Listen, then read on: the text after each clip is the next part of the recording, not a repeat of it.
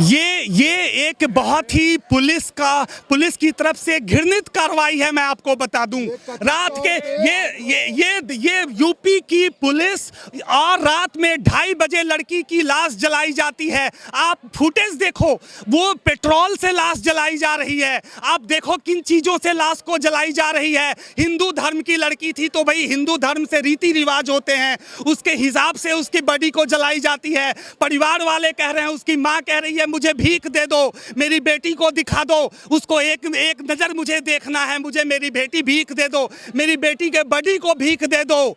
तो कैसी पुलिस, कैसी व्यवस्था, अब कौन सा संविधान है इस देश में, आप मुझे बताओ। मैं कहता हूं पूछता है भारत। अर्नब चिल्ला रहे हैं कि पूछता है भारत।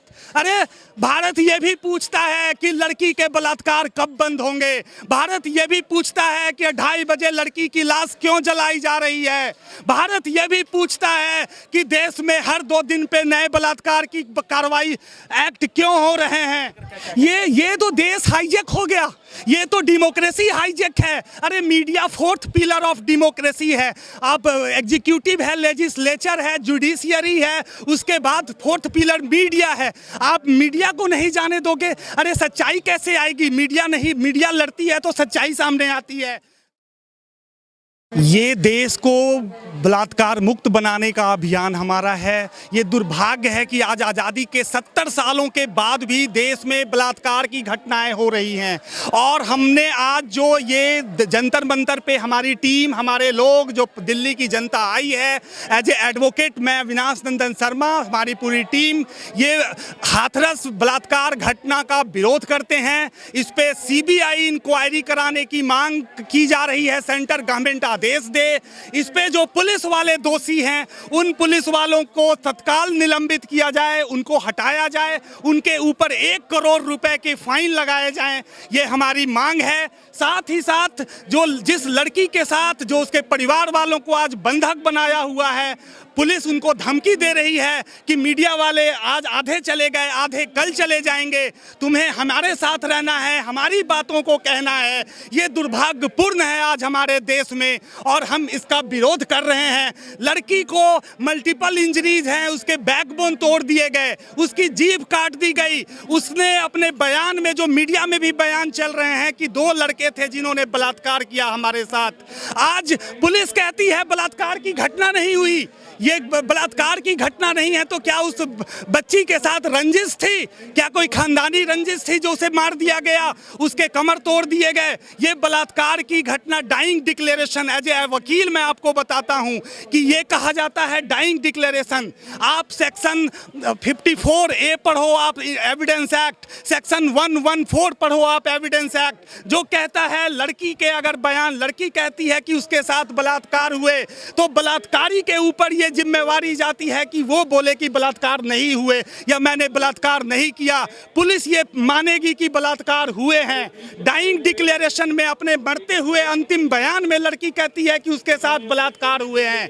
पुलिस कह रही है बलात्कार नहीं हुए। तो आपकी सरकार सोई हुई है, देश की पुलिस सोई हुई है। यूपी की पुलिस क्या कर रही है? अगर ये लोग फेल हैं, स्टेट की मशीनरी फेल है, तो सेंट्रल गवर्नमेंट क्या कर रही है? नरेंद्र मोदी क्या कर रहे हैं? अमित शाह कहां सोए हैं?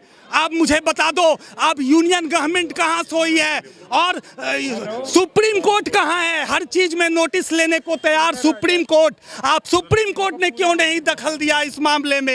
एक दलित की बेटी, एक माइनर लड़की खत्म हो रही है, आपका पास कोई जवाब नहीं है। इसका क्या कारण है? तो आई थी क्या इसी दिन के लिए वो लड़ते रहे अंग्रेजों से कि आप अंग्रेज बन जाओ, आपकी पुलिस जलियांवाला बाग कांड की वाली पुलिस बन जाए? क्या इसी दिन के लिए आज़ादी मिली थी? क्या इसी दिन के लिए आज़ादी मिली थी जब हर 2 दिन पे, हर 1 दिन पे बलात्कार की घटनाएं हो रही हैं? हमारी पूरी टीम है बलात्कार मुक्त भारत। ये लड़ाई तब तक जारी रहेगी जब देश बलात्कार से मुक्त नहीं होगा। आप 24 घंटे में देश को रोक देते हो, आप लॉकडाउन कर देते हो, तो क्या ये रेप पर लॉकडाउन नहीं हो सकता? रेप नहीं रुक सकता?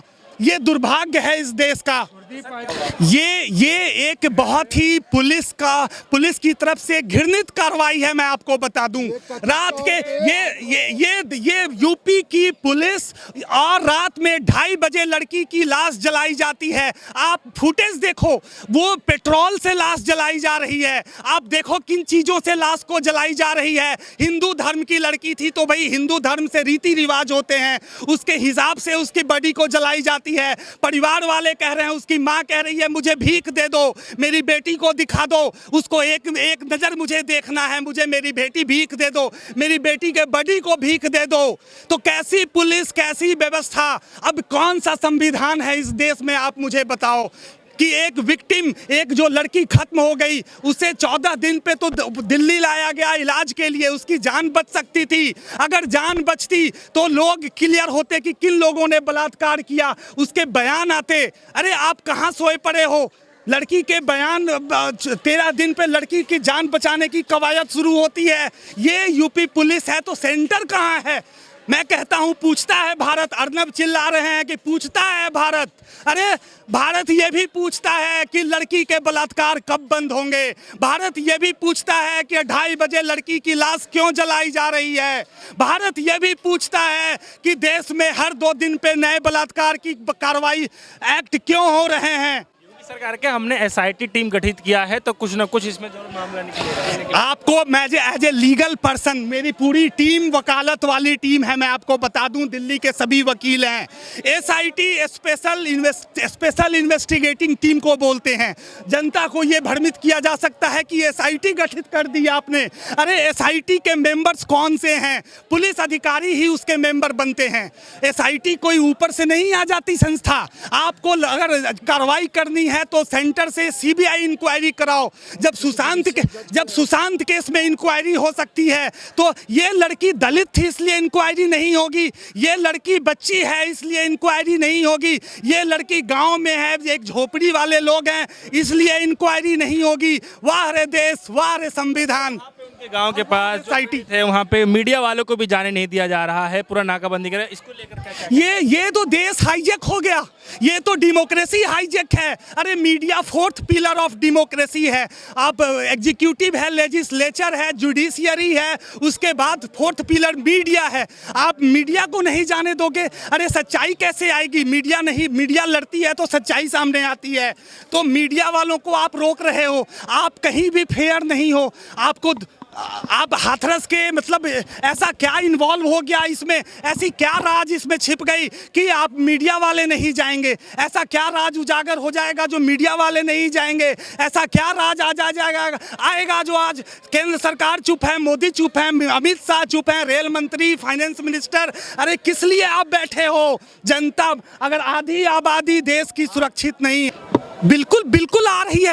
ये घटनाएं पूरे देश में मैं कहता हूँ आ रही हैं, राजस्थान में भी आ रही हैं। इसीलिए हमारा जो बैनर भी है वो रेप फ्री इंडिया, भारत को बलात्कार मुक्त करो। अरे गांधी के सपनों को साकार करो। गांधी ने लड़ा जिन सपनों के लिए, महिलाओं को सुरक्षित करो, बेटियों को सुरक्षित करो। अरे बलात्कार की घटनाएं घट रही हैं, अगर घट रही हैं, चलो मान लो अगर एक पल के लिए की घटनाएं घट गई और तुम नहीं रोक पाए तो उसको मीडिया जाने दो, मीडिया को पता करने दो घटनाएं क्यों घटी। जिसने ये घटनाएं घटित की हैं उनको फांसी चढ़ाओ। हमारा ये है कि सीबीआई इंक्वायरी करो, आरोपितों को फांसी पे चढ़ाओ, 6 महीने के अंदर ट्रायल कंप्लीट करो। आप 6 साल ट्रायल करोगे निर्भया की तरह, उसको फिर न्याय मिलेगा। तो मैं कोई ये नहीं कह रहा हूं कि भाई ये घटनाएं लगातार चल रही हैं। 70 साल की आज़ादी में ये घटनाएं बंद नहीं हुई। डीएम जो है वहाँ के जो परिवार है, पीड़िता का जो परिवार है, उसको मतलब मारने का भी एक मामला सामने आया है।